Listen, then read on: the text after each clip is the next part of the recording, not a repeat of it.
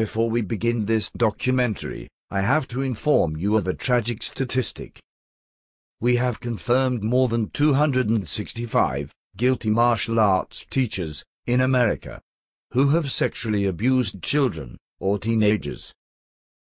And horribly, there are over 50 more confirmed cases awaiting trial, and many more cases involving sexual abuse on children by martial arts teachers in the USA that we are working to report using limited resources. So keep in mind that we are only showing you the tip of the iceberg.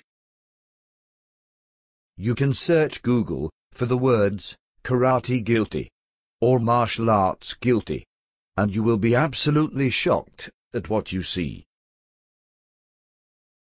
And now, for a completely unrelated topic. Study Patterns Productions proudly presents a documentary exposing the dangers of breathing in toxic gases and smoke found at lion dance festivals in Boston, New York, and across America. Firecrackers usually consist of 3 main ingredients: 75% potassium nitrate, 15% charcoal, and 10% sulfur. When potassium nitrate burns, it releases nitric oxide. When nitric oxide reacts with the air, it forms nitrogen dioxide. Nitrogen dioxide is a toxic gas. Nitrogen dioxide can cause lung damage. A piece of cloth over the nose and mouth will not prevent toxic gas from being inhaled. And in high volumes, with prolonged exposure, nitrogen dioxide is fatal. When charcoal burns, it can release 2 types of gases. Carbon dioxide is released if the charcoal is completely combusted. Combustion that is not complete will release carbon monoxide gas instead. Carbon monoxide is a toxic gas. In high volumes, carbon monoxide is fatal. And high volumes of gas and smoke is what we are witnessing. Secondly, the high volumes are being released in a very short period of time. High volumes of gas and smoke, released in a short amount of time, equals a deadly combination. Especially if a person is inhaling large amounts, due to aerobic activity. When sulfur burns, it releases sulfur dioxide. Sulfur dioxide is a toxic gas. Sulfur dioxide is fatal in large amounts.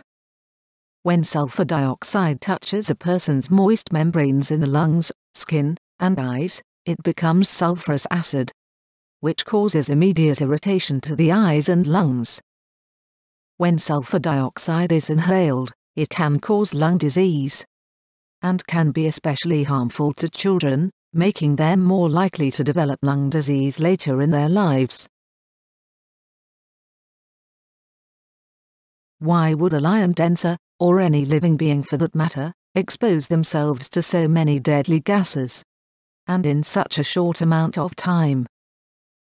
Even worse is that the people wearing the lion outfit are trapping gases inside the head and tail sections, thus prolonging and amplifying exposure to the gases. Let's remember that inhalation of smoke particles is very bad in itself, and its effects are added to the toxic gases that are being released, such as another gas, named hydrogen sulfide, which is released from the incomplete combustion of sulfur. The toxic effects can be compared to hydrogen cyanide, which is used to execute prisoners in the gas chamber. The city's buildings, which surround on many sides, act very similarly to a gas chamber, except for the missing ceiling. Any wind that makes it through the maze of buildings is minimized by so many obstacles, which allows the toxic gases to accumulate, thus increasing their deadly effects by prolonging exposure.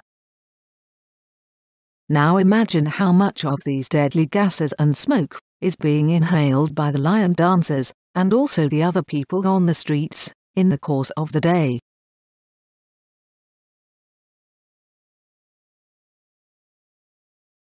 These poor victims of the audience are about to be hit with heavy smoke and gases.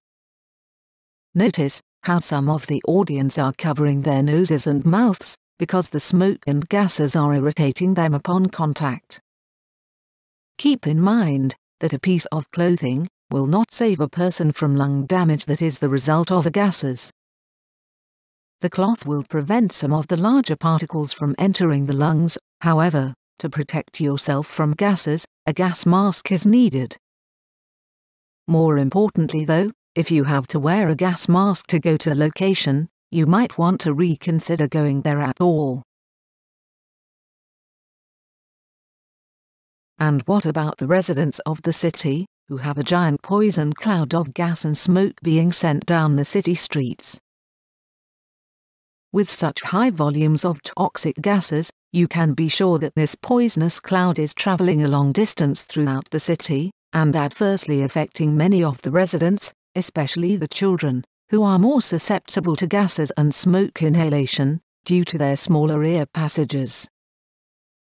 Furthermore, sulfur dioxide and nitrogen dioxide can collect in the atmosphere, and later fall as acid rain upon the residents of a location somewhere. If the information in this documentary has scared you, that's a good thing. A person should be scared of toxic gases and clouds of smoke, and seek to get away from them as fast as possible. And yet, time and again, we are witnessing people walking into clouds of smoke and gas, with no regard for the personal damage that will be most definitely inflicted upon themselves. And for what? What could possibly be the reason for exposing people to gases and clouds of smoke, and their ears to deafening noises? What could possibly be worse than losing our children to an early death, by our own doing?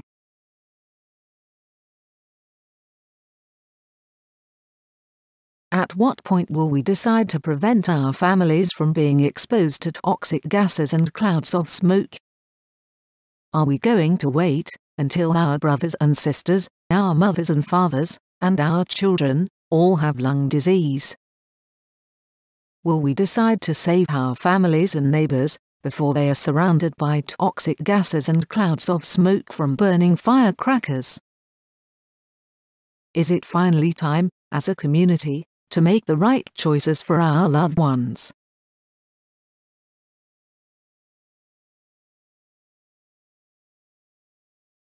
In Los Angeles, the firecrackers are set off all at one time, and in one place. As we are witnessing, the result is an even larger, more dense, toxic cloud of smoke and gases. And as we have seen before, people are walking into the cloud of toxicity, with no regard for the damage they are sure to sustain.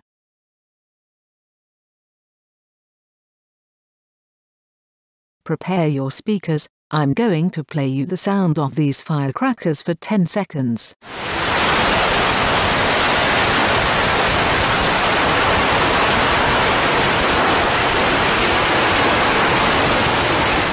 Firecrackers can reach sounds above 130 decibels. This intense sound level, which causes hearing damage, is amplified and echoed by the surrounding buildings, which reflect the sound back and forth. Then again, who can think of hearing damage, while people are breathing toxic smoke and gas?